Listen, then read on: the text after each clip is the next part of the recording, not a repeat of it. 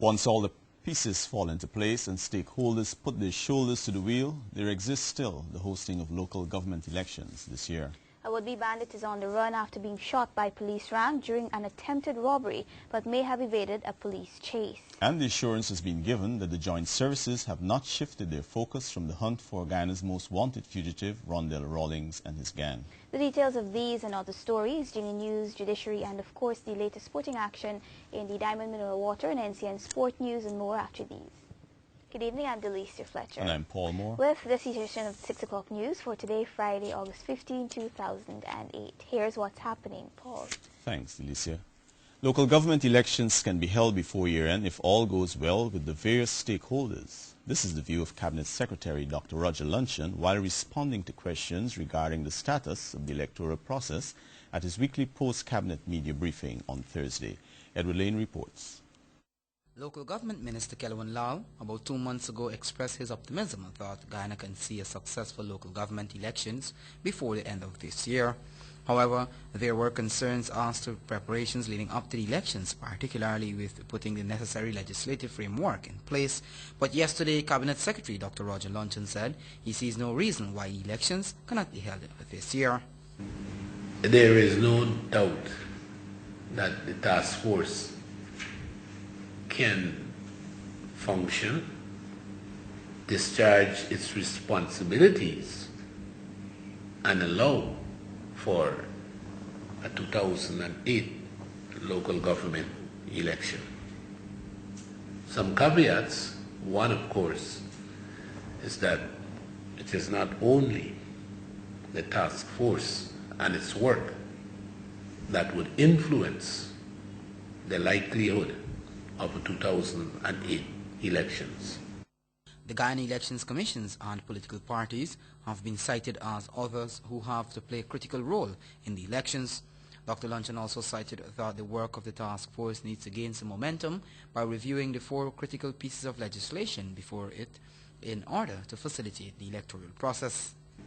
One dealing with the municipal bill, one dealing with the local government commission bill, one dealing with the local authorities election amendment bill, and one dealing with fiscal transfers.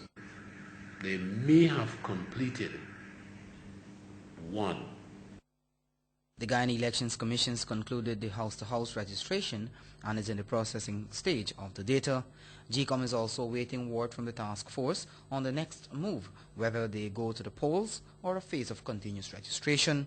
Local government elections was last held in Guyana in 1994. Edward Lane, the 6 o'clock news.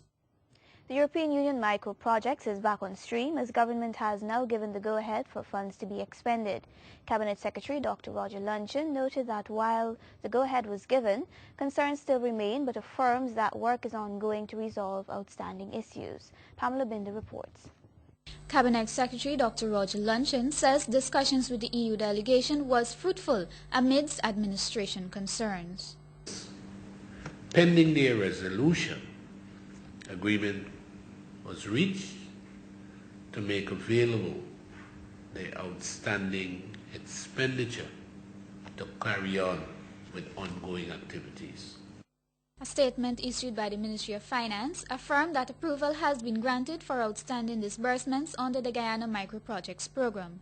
The Finance Ministry stated in the release that the microprojects management is yet to satisfactorily address the administrative concerns. In the interim, program management and the board are working with the ministry to resolve these issues. It was also indicated that this decision to go ahead was taken to ensure that ongoing microprojects are completed and that the beneficiaries receive the support project allotted for them under the program. These EU microprojects include works in sea defenses, the sugar and energy sectors. The European Union and the Government of Guyana funded microproject program is aimed at reducing poverty and social inequality in urban areas, coastal villages and the interior. This is done by the financing of small projects that have an economic and social impact on vulnerable groups. Reporting for NCN News, I am Pamela Binder. A would-be bandit is on the run after being shot by police rank during an attempted robbery attack on a mobile juice vendor in the city. Reports are around 12:50 hours today, the man approached the vendor on Church Street and attempted to relieve the man of his cash. However, he met some resistance. The vendor raised an alarm and a passing policeman came to his aid. The attempted robber took off, but the police chased him, firing several shots in the process. He, however, escaped into the infamous Globe Yard on Waterloo Street. When this newscast arrived at the scene of the shooting, a trail of blood was seen leading in the direction where the man ran, suggesting he was hit. Several police patrols combed the area for the man suspected to be injured, but search was unsuccessful. An eyewitness told NCN that the man jumped the back fence of one of the yards and escaped through an alleyway. Police source says the man is a known thief and is wanted for another robbery as they continue to hunt him down. In an effort to foster integration within the region, some CARICOM countries have signed a Memorandum of Understanding in Trinidad and Tobago. The two-day summit, which is being described as a successful unity talk, saw productive outcomes since an agreement to achieve economic integration by 2011 and political integration by 2013 were agreed to. This story you'll have later in the newscast. Cabinet Secretary Dr. Roger Luncheon says the joint services have not shifted their focus from the hunt for Guyana's most wanted fugitive, Rondell Rollins, and his gang.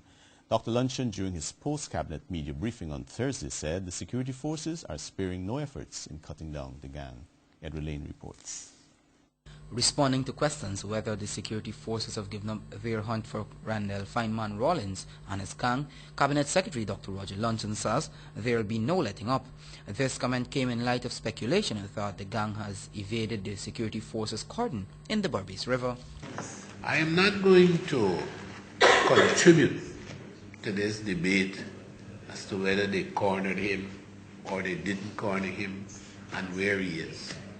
But I would repeat, they are aggressively, single-mindedly, highly focused on the task of capturing Fineman and removing this gang from operations. The Rollins gang has been accused for several dozens of murders, including the Luzignan and Bartica massacres earlier this year. Following those killings, a joint special operations group, JSOG, was established, which the forces say is dedicated to going after the Rollins gang and dispatch it across the country.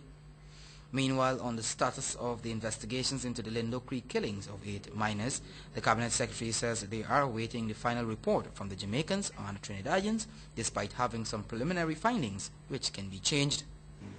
So we have to wait. I think we would want to urge some caution. And as to how long, well, Lindo Creek took place in June. In June. I don't think it's a frightfully long time. It's a not so cold case. Dr. Luncheon says the security forces will not allow these matters to go down as unsolved murders and will explore all avenues to get to the bottom of them. Edward Lane, the 6 o'clock news.